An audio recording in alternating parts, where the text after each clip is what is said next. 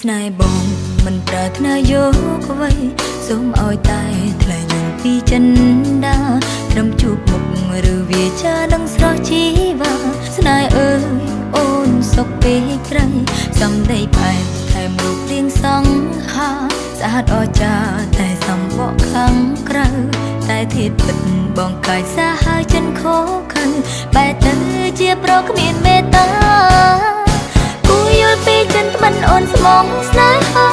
មិនគួរសើបើធ្វើយ៉ាងនេះចំពោះស្រីរីរកលើក្បន់សន្មត់យកគ្រឿងមូសាមកប្រហាឲ្យអូនខ្សិនខ្សៃអូនចង់ដឹងថារូបបងមានមែនអង្ទេ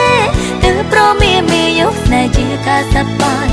យកសម្រស់ព្រៀនមកបំពេញលើចិនកាយអូនសែនស្ដាយតែស្នេហ៍រូបបងតែប្រុងសាវ៉ា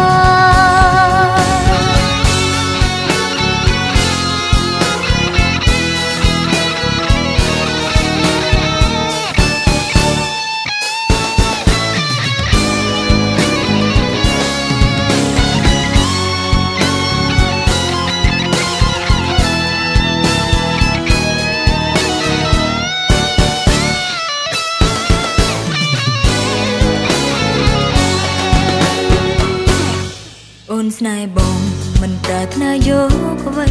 សូមឲ្យតែថ្លៃនឹងពីចិនដា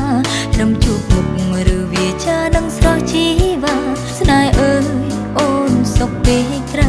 សំដីផ្អែមថែមរូបរាងសង្ហាស្អាតអស្ចារ្យតែសំបកខាងក្រៅ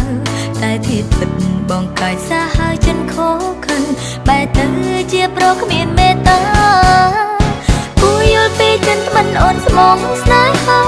មិនគួរសើបើធ្វើយ៉ាងនេះចំពោះស្រីរីរកលើក្បន់សន្មត់យកគ្រឿងមូសាមកប្រហាឲ្យអូនខ្សិនខ្សៃ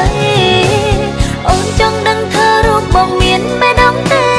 ទើបប្រមាមេយកស្នេហ៍ជាការសប្បាយយកសម្រស់ព្រៀនមកបំពេញលើចិនកាយអូនសែនស្ដាយតែស្នេហ៍រូបបងតែប្រុងតែសាវ៉ាអូនស្មងស្នេហាមិនគួរសើបើធ្វើយ៉ាងនេះចំពោះស្រីរីរកលើក្បន់សន្មត់យកគ្រឿងមូសាមកប្រហាឲ្យអូនខ្សិនខ្សៃអូនចង់ដឹងថារូបបងមានមែនអង្ទេទើបប្រមាមេយកស្នេហ៍ជាការសប្បាយយកសម្រស់ព្រៀនមកបំពេញលើចិនកាយអូនសែនស្ដាយតែស្នេហ៍រូបបង